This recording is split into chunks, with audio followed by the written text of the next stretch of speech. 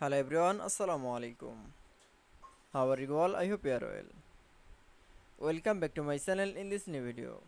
Today's video, how to add first name and last name in Microsoft Excel. So get it started. At first, open your Excel document file. Firstly, then you show the first name and last name. This first name and last name is the adjust to the full name. Firstly, now first name and last name adjust. Now for click in the full name.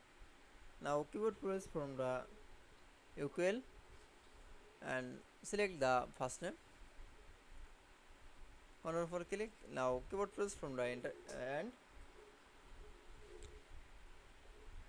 double quotation mark, again double quotation mark, and now select the last name. Then keyboard press from the control enter. That's okay. Then first name and last name they show the select. That's okay marked. Then you show the first name and last name in the adjust the full name. I hope to enjoy the video. Please like, comment, share and subscribe my channel. Thanks for watching.